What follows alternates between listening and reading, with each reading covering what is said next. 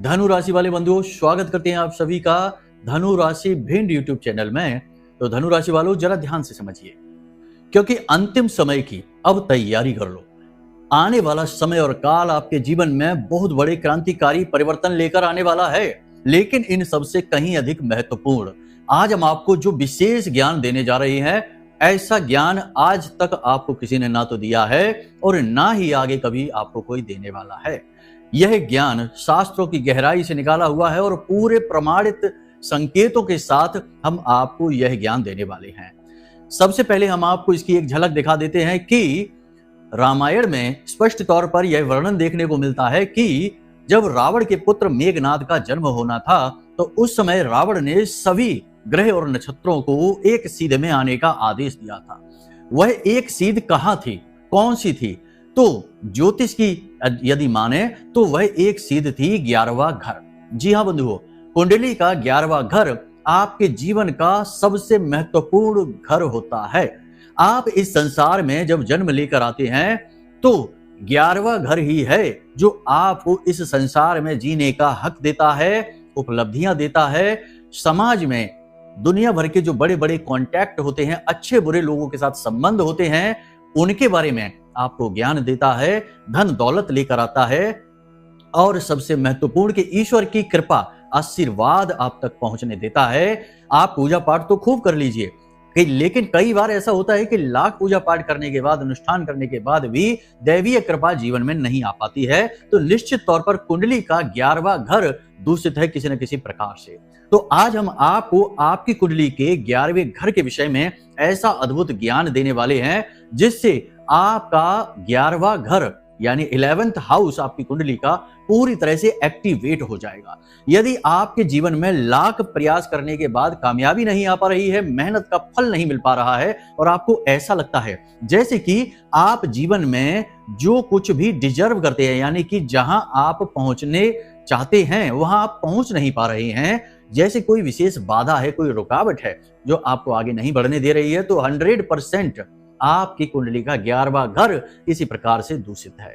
तो यह कब दूषित होता है और इसे कैसे अनुकूल बनाया जाता है, या फिर यह सोया हुआ भी रहता है? जी हाँ, तो आज हम आपको आपकी कुंडली देखना सिखाएंगे और आपकी कुंडली के अनुसार आप खुद ही ये समझ जाएंगे कि कहीं आपकी कुंडली का 11वां घर सोया हुआ तो नहीं है, कहीं किसी पापी ग्रह से दूषित तो नहीं है, या फिर किसी क्रूर ग्रह की दृष्टि योग युति इसमें बनकर तो नहीं बैठी है जिससे आपको इसकी लाभ प्राप्त नहीं हो पा रही है।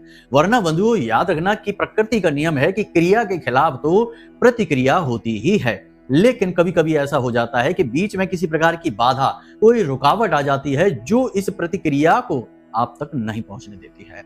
तो बस आज आप जो ज्ञान हासिल करने वाले हैं वह आपके जीवन की उस बाधा को समाप्त कर देगा और फिर आपके जो पुराने संचित कर्म हैं, यानी कि आपने जो पुराने समय काल में मेहनत की है उसका भी जो फल संचित हुआ है, क्योंकि फल तो संचित होगा ही।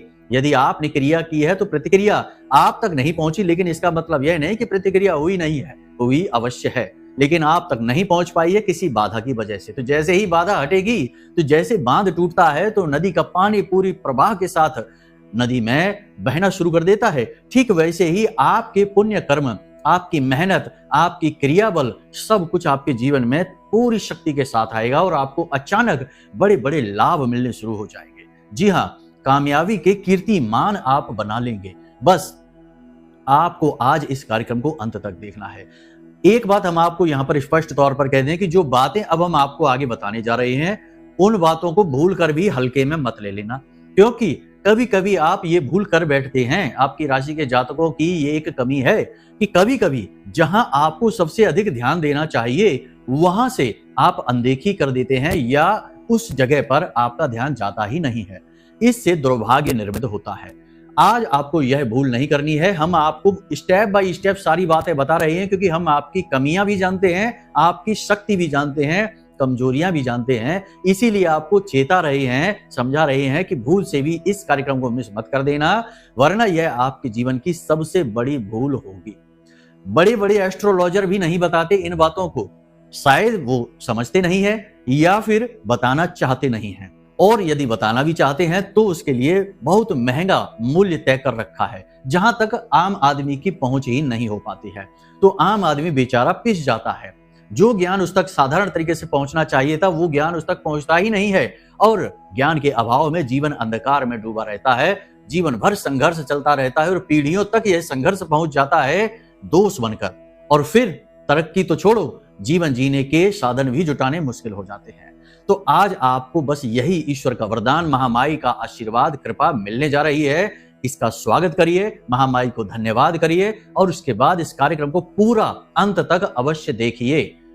तो चलिए बंधुओं, उम्मीद करते हैं कि सारी बात आप समझ चुके हैं। अब कार्यक्रम में अंत तक जरूर ठहरेंगे, तो ध्यान से सुनिए सारी बातों को। लेकिन इससे पहले महामाई को आभार जरूर व्यक्त करेंगे, तो प्रेम से जयकारा लगा दीजिए, कमेंट बॉक्स में लिख डालिए, जय मां भद्रकाली कृपा करो। महामाई ने निश्चित तौर पर आपके ऊपर कृपा कर ही दी है, क्योंकि आपने यदि हमारे कार्यक्रम पहले देखे हैं तो हम अपने हर कार्यक्रम में जयकारा तो लगवाते ही हैं, आपको महामाई के परिवार का हिस्सा बनाते ही हैं। तो शायद कृपा कर दी है माई ने, तभी आप तक यह कार्यक्रम पहुंचा है सटीक ज्ञान के साथ। तो चलिए बंधुओं, यदि भाव मन में गहरा है तो कमेंट बॉक्स में यह भी लिख दो कि मैं भी माई के परिवार का हिस्सा हूं। अपना दिल खोलकर माई के चरणों में रख दो, और माई यदि आपका हाथ पकड़ लेंगी, आपको अपनी गोद में उठा लेंगी, तो फिर संसार की कोई भी बुरी से बुरी शक्ति आपका बाल भी बांका नहीं कर सकती, और ना ही दुख तकलीफ आपको छू सकती है। तो चलिए बंधु, उम्मीद करते हैं कि आपने सारी बातें समझ ली हैं। अब अपने मूल विषय को ध्यान से समझिए। प्यारे मित्रों, हमारे अत्यंत प्रिय और परम पूज्य अमिताचार्य जी के पास माँ बगलामुखी और माँ भद्रकाली की साधनाओं का वर्षों का अनुभव है, और माता रानी की इनके ऊपर पूर्ण कृपा और सिद्धि है। आचार्य जी ने अपने सटीक कुंडली विश्लेषण और श्रेष्ठतम उपायों के माध्यम से हजारों लोगों के जीवन को खुशियों से भरा है। आचार्य जी का कुंडली विश्लेषण और उपाय करवाने का तरीका इतना अद्भुत है कि जीवन के हर एक दुख और कष्ट का कारण जड़ से ही समाप्त हो जाता है। फिर समस्या चाहे जैसी भी हो, कर्जा बहुत बढ़ गया हो, व्यापार चल नहीं रहा हो, बीमारियों में आप बर्बाद हो चुके हो, रिश्तों में प्रेम समाप्त हो चुका हो, या फिर नौकरी ही ना मिल रही हो, विवाह में देरी होती हो, कैसी भी समस्या हो, इन समस्याओं का कारण क्या है, कौन सी महादशा परेशान कर रही है, कौन सा दोष लगा हुआ है, सब कुछ आचार्य जी इतना सटीक बताते हैं कि वर्षों वर्ष के दुख कुछ ही दिनों में समाप्त हो जाते हैं। अगर आपके जीवन में भी कोई ऐसी संकट की घड़ी है तो यही सही समय है जब आप पूज्य आचार्य जी के हाथों से अपनी कुंडली का विश्लेषण करवाएं और वर्षों से चल रहे दुखों और संकटों के इस चक्र से बाहर निकल जाए। प्यारे मित्रों, अभी वीडियो में दिए गए नंबरों पर फोन करिए और अपनी कुंडली का श्रेष्ठतम आकलन करवा डालिए। जिंदगी बदलने का ये सबसे बड़ा मौका हाथ से मत जाने दीजिएगा। जय माई की, महामाई आपका कल्याण करे। बात यहां पर हम कर रहे हैं कुंडली के 11वें घर की। कुंडली का 11वां घर जिसे आय का घर कहा जाता है, इनकम का घर कहा जाता है। देखिए, इनकम कई प्रकार की हो सकती हैं।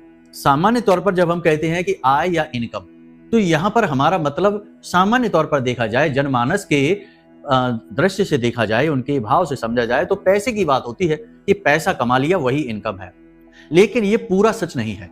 इनकम कई प्रकार की होती हैं। इनकम होती है रिश्ते नातों की, इनकम होती है मान सम्मान की, इनकम होती है जीवन की क्वालिटी की, इनकम होती है देवी देवताओं की कृपा की। कैसे? आपने पूजा की, बहुत मेहनत से अनुष्ठान किया, मान लेते हैं मंत्रोच्चारण किया या कोई दैवी अनुष्ठान, पंडित जी की मदद सहायता से यज्ञ हवन आदि कर लिया, लेकिन उसका कोई फल प्राप्त नहीं हुआ, मतलब कि इनकम नहीं हुई।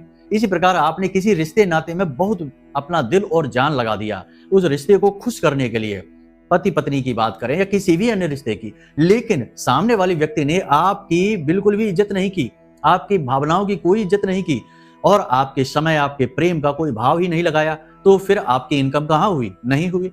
यही बात है, हर जगह फिट होती है कि भाई हमने खूब मेहनत कर ली लेकिन हमें कोई रिजल्ट ही नहीं मिला, तो हमें इनकम कहाँ हुई? यानी कि ये एक ऐसा भाव है जो आपको बहुत कुछ दे देगा, ये देने के लिए ही बना है। यहाँ यदि आपने सक्रियता कर दी, यानी ये भाव यदि आपने पूरी तरह से एक्टिवेट कर दिया, जागृत कर दिया, तो हर काम, हर जगह आपको मिलना ही मिलना है। जी हाँ, अब समझ में आया आपको कि क्यों रावण ने सारे ग्रहों को 11वें भाव में एकत्रित हो जाने के लिए बोला था मेघनाथ के जन्म के समय पर।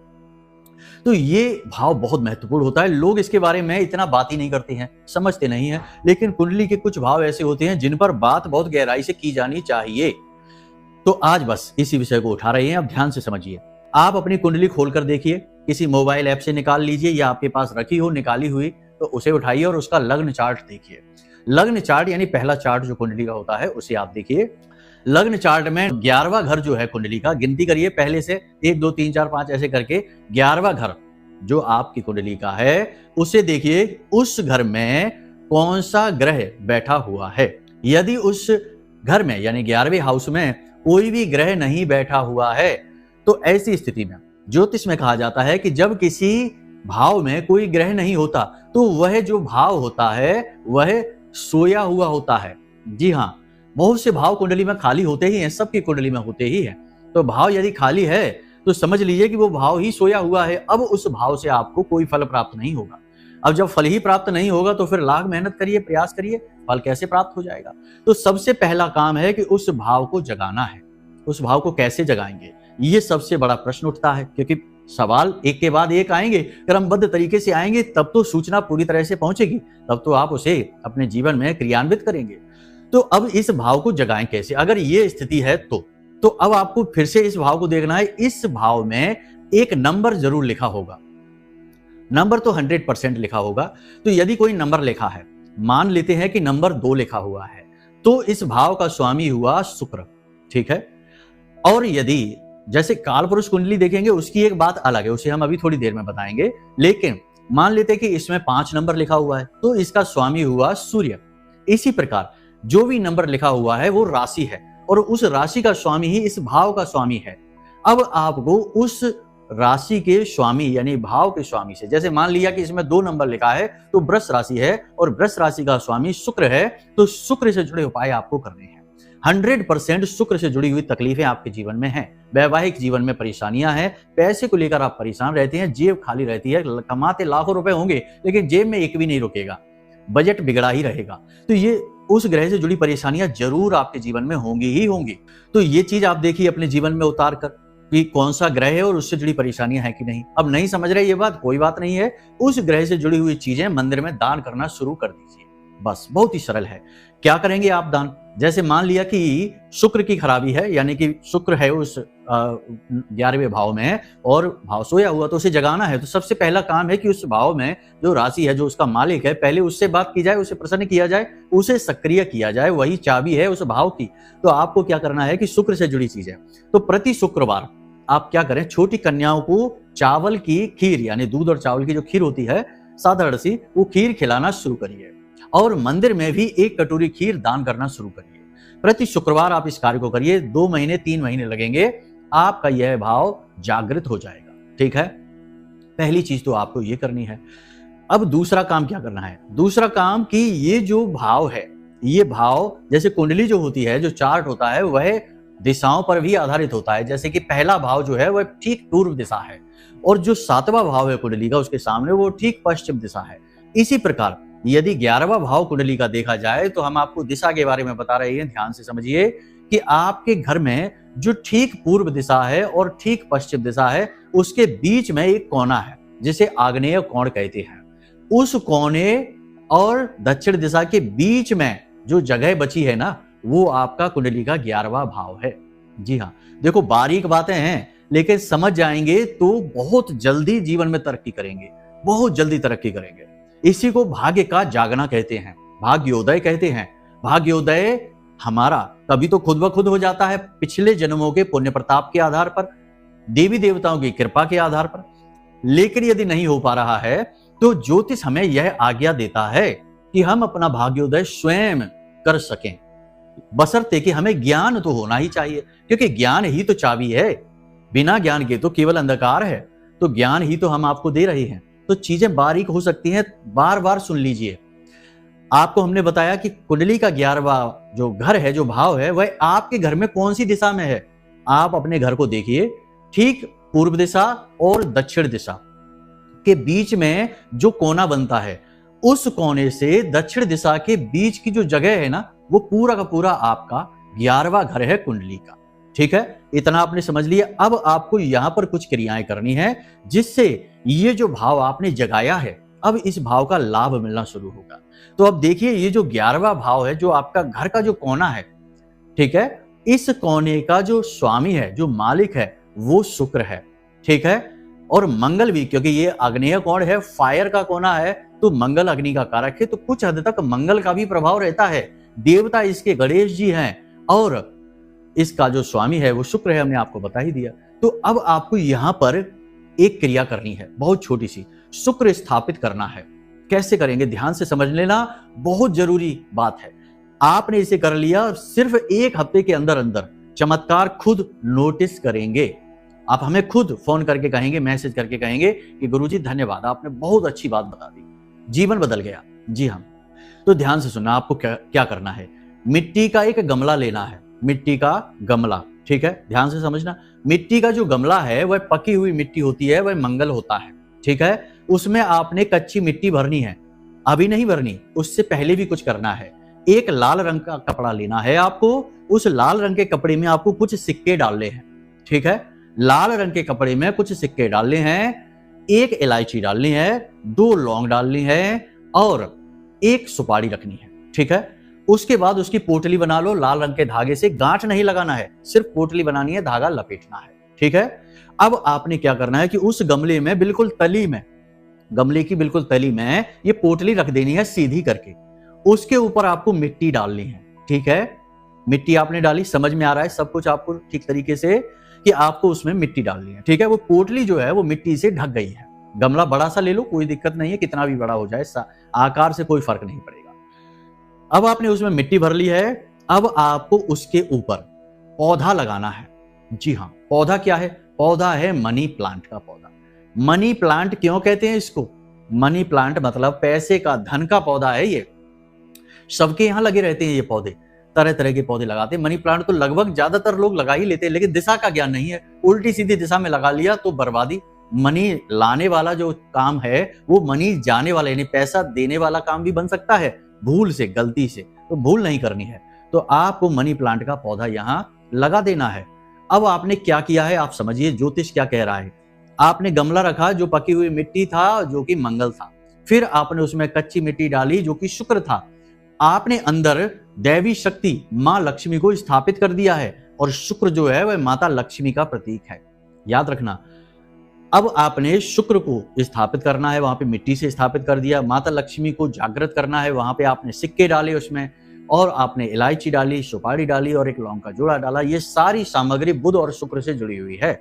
बुध को भगवान नारायण और शुक्र को माता लक्ष्मी का स्वरूप माना जाता है। ठीक है, तो आपने ये सारी चीजें व्यवस्थित कर दी, यानी अपने ग्रह नक्षत्रों को पूरी तरह से आपने यहां पर सक्रिय कर दिया है। अब आपने मनी प्लांट का एक पौधा लगा दिया यहां पर। ठीक है, मनी प्लांट का पौधा लगाने के बाद, हाँ, एक चीज आपको याद रखनी है, एक चीज और बहुत ही महत्वपूर्ण है, इसे आप ध्यान से समझ लीजिए। यदि आपकी कुंडली में, अपनी कुंडली को एक बार फिर से देखो, यदि आपकी कुंडली में 3, 8, 9 और 12, 3, 8, 9, 12 इन भावों में बुध है, बुध बैठा हुआ है, किसी के भी साथ बैठा हो, किसी भी स्थिति में हो, बुध बैठा हुआ है, तो आपको मनी प्लांट का पौधा नहीं लगाना है। ठीक है, मनी प्लांट का पौधा नहीं लगाना है, केवल मिट्टी डालकर गमले को यूं ही रख देना है, कोई पौधा नहीं लगाना है। ठीक है, जब इन भावों में बुध बैठे रहते हैं तो आपके घर में कोई हरा भरा पौधा होना ही नहीं चाहिए, किसी हालत में नहीं होना चाहिए। अब आप देख लेना कि आपके घर की क्या स्थिति है। ठीक है, तो आपने समझ लिया। अब जिनका ये जो बुध का ये कॉम्बिनेशन नहीं है, वो लोग मनी प्लांट का पौधा लगा लेंगे। आपको अब क्या करना है कि प्रतिदिन सुबह के समय यहां पर एक दीपक जला देना है, इस गमले के पास रख देना है। अग्नि तत्व है, अग्नि तत्व का ये कोना है, यहां पर आपने दीपक जला दिया है। अग्नि से चीजें एक्टिवेट होती हैं। अग्नि क्या है, ऊर्जा का शुद्ध स्वरूप है, तो अग्नि से चीजें एक्टिवेट होनी शुरू होती हैं। देखो, पूजा पाठ भी जब हम करते हैं तो दीपक जलाए बिना पूजा नहीं होती है, हवन के बिना हमारी आहुतियां पूर्ण नहीं होती है। अग्नि जलती है हवन में, तभी तो आहुति होती है। यानी कि किसी भी प्रकार की क्रिया को अनुकूल बनाने के लिए दीपक बेहद जरूरी है। तो आपको प्रतिदिन सुबह के समय यहाँ एक दीपक जला देना है। अगर कभी कभी भूल भी जाते हैं तो कोई परेशानी नहीं है, घर का कोई भी सदस्य जला सकता है, जरूरी नहीं, बाध्यता नहीं कि आप ही जलाएं। कोई भी जला सकता है, महिलाएं भी जला सकती हैं, बच्चे भी जला सकते हैं, बुजुर्ग भी जला सकते हैं, कोई भी वहां पर नहा धो के स्नान करके पवित्र होने के बाद दीपक रखते हैं। ये सावधानी है। अब जब मनी प्लांट का पौधा बड़ा होगा तो ये ध्यान देना है कि उसकी जो बेल होगी, क्योंकि बेल होती है, वो जमीन पर नहीं आनी चाहिए, उसे आपको ऊपर ही ऊपर उठाना है। ठीक है, ऊपर चढ़ेगी वो जैसे जैसे, वैसे वैसे आपकी तरक्की होगी, सौभाग्य खुलेगा, भाग्योदय होगा। ठीक है, तो ये सारी क्रियाएं आपने समझ ली हैं, इनसे आपका 11वां भाव कुंडली का एक्टिवेट हो जाएगा। अब कुछ जो जरूरी बातें हैं, 4-5 बातें और हैं, इन्हें भी आप समझ लो, ये भी जरूरी है। क्योंकि याद रखना कि देखो, कोई भी भाव है, कोई भी ग्रह है, किसी भी प्रकार की योग युति है, वो आपके व्यवहारिक जीवन से जुड़ी हुई है। ठीक है, अब आपने यदि व्यवहारिक जीवन में अपनी जीवन शैली में कुछ परिवर्तन नहीं किए तो केवल उपाय से आधा काम होगा, आधा काम कर्म से होता है। तो कर्म के बारे में भी ध्यान से समझ लो कि क्या करना है। सबसे बड़ी बात कि आपको अपनी वाणी बहुत मधुर रखनी है। ठीक है, बुध से शुक्र जुड़ा है और शुक्र से तमाम सुख वैभव जुड़े हुए हैं। वाणी में इतनी शक्ति है कि वह बिगड़ी बात को बना सकती है और बनी हुई बात को बिगाड़ भी सकती है। बुध की यह ताकत है। लाल किताब में बुध को सबसे ताकतवर ग्रह कहा गया है, क्योंकि ये बहुत कुछ कर सकता है जीवन में। तो यहीं से आप समझिए, तो आपको अपनी वाणी बहुत मधुर रखनी है। गुस्सा आ भी जाए तब भी अनाप शनाप नहीं बोलना है, नकारात्मक नहीं बोलना है, गाली गलौज तो भूल कर भी नहीं करना है। ठीक है, इतना सा आपको करना है। इसी के साथ साथ लोगों के साथ, जितने भी लोगों के साथ आपके संपर्क हैं, उन लोगों के साथ अपने संपर्क मधुर रखने की कोशिश करनी है। यानी आपको अपना कर्म खराब नहीं करना है, अपनी तरफ से कुछ भी बुराई नहीं करनी है। सामने वाला व्यक्ति यदि कुटिल है, सातिर है, चालाकी दिखाता है, वह उसका कर्म है। अपना कर्म वह बिगाड़ रहा है, लेकिन आपको अपना कर्म नहीं बिगाड़ना है। आपको अपना काम ईमानदारी से करना है, गलत ना उसके लिए सोचना है, ना ही गलत उसके लिए करना है। मतलब कि आपको नैतिकता के नियमों का पालन करना है। जो भला बुरा वह करेगा वह खुद भुगतेगा। ठीक है, तो ये आपको सोच रखनी है। यानी कि जिसके भी साथ आपका संपर्क है वहां आपको मीठी बोली बोलनी है और अपनी तरफ से अच्छा ही करने की कोशिश करना है। ये आपको स्वभाव अपना बनाना है। इसी के साथ साथ धार्मिक स्थलों पर जाना और वहां दान पुण्य करना बहुत आवश्यक है। ये क्रियाएं आप करेंगे। मंदिर में जाइए जब भी, तो वैसे तो प्रसाद वगैरह लेकर जाते ही हैं, लेकिन दान पात्र में भी कुछ ना कुछ अवश्य डालिए। 10 रुपए, 5 रुपए, जैसी आपकी क्षमता वैसा डालिए, लेकिन कुछ ना कुछ अंश दान अवश्य करिए। क्योंकि देखो, धन तो सभी कमाते ही हैं और हमारा अध्यात्म, हमारा धर्म यह कहता है कि कमाई का दशांश दान करना चाहिए। और दान धर्म के साथ हो तो वह दान श्रेष्ठ होता है, जीवन उपयोगी होता है, हमारे पुण्य कर्म को बढ़ाता है। तो आपको यह करना है कि जब भी मंदिर जाएं तो थोड़ा सा, कुछ भी छोटा मोटा ही अंशदान दान पात्र में अवश्य डाल दें। ये क्रिया आपको जरूर करनी है। बस इन क्रियाओं को आप करिए। और जिस भी देवी देवता में आपकी आस्था है, उन देवी देवताओं के लिए विशेष भाव रखिए। किसी का निरादर नहीं, पुरखे पूर्वजों का निरादर नहीं करना है, बड़ों का अपमान नहीं करना, महिलाओं का अपमान नहीं करना है। और सबसे बड़ी बात कि नकारात्मक चीजों का प्रयोग नहीं करना, जुआ, शराब, सट्टेबाजी और शॉर्टकट से अमीर बनने के तरीके, जैसे कि सट्टेबाजी, तमाम गेमिंग ऐप हैं, बाजार में पता नहीं क्या क्या चलता है मोबाइल में, तो ये गेमिंग ऐप वगैरह है, शेयर मार्केट है और पता नहीं जाने कौन कौन से तरीके हैं जिनसे जल्दी से अमीर बन जाते लोग। तो ये जल्दी से अमीर बनने वाली चीज ही बिल्कुल बेकार है, बिल्कुल खराब है। कुछ भी ऐसे नहीं होता है। धन लक्ष्मी जल्दी से कभी नहीं आती। धन लक्ष्मी यानी कि महामाई आपके पास, आपके जीवन में आने से पहले, आपके ऊपर अपनी कृपा बरसाने से पहले आपको बहुत मजबूत बनाती हैं, आपको बिल्कुल असाधारण बना देती हैं, आपकी सहन शक्ति बढ़ाती हैं। तब तो आप उनकी कृपा को संभाल पाएंगे, वरना तो एक हाथ से धन आएगा और दूसरी हाथ से निकल जाएगा, संभाल ही नहीं पाएंगे। तो ये जो आपका संघर्ष है, इसे आप अपनी तैयारी मानकर चलिए कि महामाई की कृपा आने वाली है। ठीक है, तो बस ये चीजें हैं। शॉर्टकट के चक्कर में आपको भूल कर भी नहीं पड़ना है और अपने ग्रह नक्षत्रों को अच्छी तरह से समझना है। अब यहां तक जो हमने आपको सारी बातें बताई हैं, अगर ये बातें आपको समझ में कम आ रही हैं, पूरी तरह से नहीं आ पा रही हैं, तो आप अपनी कुंडली का विश्लेषण भी करा सकते हैं। देखिए, एक बात आपको हम बता दें यहाँ पर कि हम तो करते ही हैं, बहुत सारी कुंडलियों का विश्लेषण करते ही रहते हैं, रोज का काम है। तो हम अक्सर ये देखते हैं कि जब लोग मुसीबत में फंस जाते हैं, बुरी तरह से फंस जाते हैं, चारों तरफ से जकड़ जाते हैं, कोई मार्ग ही नहीं दिखाई दे रहा होता है, उस समय लोग अपनी कुंडली दिखा रहे होते हैं। लेकिन अब क्या हो सकता है, जब आप फंस ही गए पूरी तरह से दलदल में, तो अब हो भी क्या सकता है। अब तो जो उपाय, जो क्रियाएं होंगी भी, तो उनका फल भी बहुत ही कम होगा, क्योंकि आप चारों तरफ से नकारात्मकता से घिर चुके हैं। बेहतर तरीका यह है कि कोई भी काम आप जीवन में कर रहे हैं, शादी विवाह है, कोई व्यापार की शुरुआत है, या यूं ही कहीं घूमने भी जा रहे हैं, विदेश यात्रा पर जा रहे हैं, कोई भी काम महत्वपूर्ण जीवन का कर रहे हैं, तो अपने ग्रह नक्षत्रों को जरूर जानिए, अपनी कुंडली को एक बार दिखवा जरूर लीजिए कि आपकी कुंडली में चल क्या रहा है। तो अब यदि आपको कुछ समझ में नहीं आया, कुछ विशेष जानना है, कुछ और बारीकी से आकलन कराना है, तो नंबर हमने वीडियो में दे रखे हैं। इन नंबरों पर आप फोन करिए और अपनी कुंडली का हमसे आकलन करवा लीजिए। हम आपको बता देंगे कि आपकी कुंडली में चल क्या रहा है, क्या दोष है, कौन सी महादशा है, क्या योग युतियां बन रही हैं, किससे लाभ और किससे हानि मिलने वाली है, और इनके सटीक उपाय भी आपको दे देंगे। बस हो गया कल्याण। यही तो कृपा है ईश्वर की कि समय रहते जाग जाइए, ईश्वर की कृपा मिल गई। और यदि समय निकल गया और जागे ही नहीं, तब तो कृपा कहाँ है, फिर तो ईश्वर की कृपा की उम्मीद ही ना करिए। याद रखना कि कहावत कही जाती है कि भगवान भी उसकी मदद करते हैं जो अपनी मदद स्वयं करना जानता है। यानी कि क्रियाशील व्यक्ति के साथ ही भगवान होते हैं, कर्मवीर का साथ देते हैं भगवान। ठीक है, तो यहां तक सारी बातें आपने समझ ली हैं। अब कोई मन में प्रश्न उठे तो कोई बात नहीं है, वीडियो में नंबर है, फोन करिए, जानकारी प्राप्त करिए। तो उम्मीद करते हैं कि सारी बातें आपने समझ ली हैं। अब कार्यक्रम को यहीं पर विराम देते हैं। बस उम्मीद यही करते हैं कि हमेशा हंसना है, मुस्कुराना है और सकारात्मक रहना है। भूल से भी नकारात्मक शब्द मुंह से निकालना नहीं है। ठीक है, और ईश्वर को धन्यवाद अवश्य देना है। जो भी कुछ आपके पास है, छोटी से छोटी चीज भी, उसके लिए धन्यवाद भगवान को अवश्य देना है। तो प्रेम से बोलिए जय माई की। हमारे प्रिय और परम पूज्य आचार्य जी ने अपनी साधनाओं के अनुभवों पर आधारित शक्तिशाली उपाय और क्रियाओं के माध्यम से हजारों लोगों के जीवन को पूरी तरह से बदला है। आचार्य जी के द्वारा बताया गया हर एक उपाय इतना सटीक और कारगर होता है कि जो भी इसे पूरे भाव के साथ कर लेता है, उसे साक्षात महामाई की कृपा और आशीर्वाद प्राप्त हो जाती है। इसलिए निसंकोच इन उपायों को पूरे भाव के साथ करिए, आपका कल्याण होगा। जय माई की।